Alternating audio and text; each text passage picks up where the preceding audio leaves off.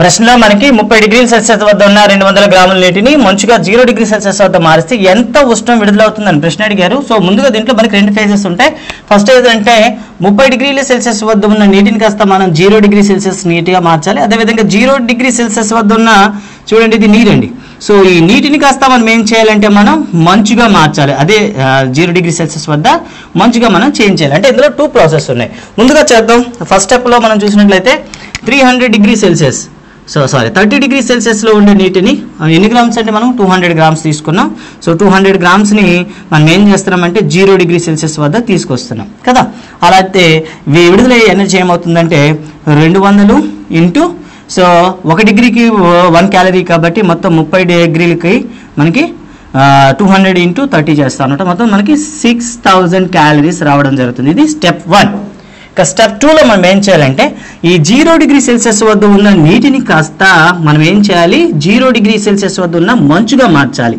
అంటే ఇక్కడ ఏం చేయాలి 1 గ్రాము మంచుగా అంటే నీటి నుండి మంచుగా మార్చాడని మనం ఏమంటాం లేటెంట్ హీట్ ఆఫ్ ఫ్యూజన్ అని పిలుస్తాం. ఓకే ద్రవ్యభవన గుప్తాసనం అంటాం. మనకి 80 క్యాలరీస్ అనమాట. అలా అయినప్పుడు 200 గ్రామ్స్కి ఎంత అవుతుంది ఇంటూ 80 చేస్తాం అనమాట. అలా చేస్తే 16000 వస్తుంది అనమాట. 16000 క్యాలరీస్. అలా అయితే మొత్తం విడుదలయ్యే శక్తి 6000 క్యాలరీస్ ప్లస్ 16000 క్యాలరీస్ మొత్తం కలిపితే మనకి 22000 క్యాలరీస్ వస్తుంది. అంటే దీన్ని 22 కిలో క్యాలరీస్ అంటాం. ఇది రైట్ ఆన్సర్ అవుతుంది. మీరు చేయొచ్చు ఇలాగా. సో ప్రశ్నలో మనకి 92 గ్రాముల సోడియం అనేది నీటితో చేరి పొందితే విడుదలయ్యేటటువంటి హైడ్రోజన్ పరిమాణం ఎంత అని అడిగారు. ఈ రసాయనిక చర్య సరిపోయేటటువంటి ముందుగా స్కెలిటన్ ఈక్వేషన్ మనం రెడీ చేద్దాం. సో ఈక్వేషన్ అయితే మనకి 2Na plus 2H2O is gives rise to 2NaOH plus H2 అండి. ఇది మనకు కావాల్సినటువంటి రియాక్షన్ సంబంధించి స్కెలిటన్ ఈక్వేషన్.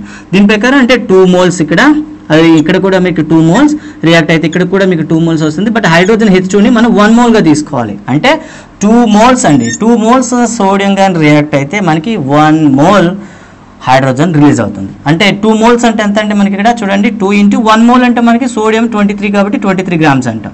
అంతే కదా.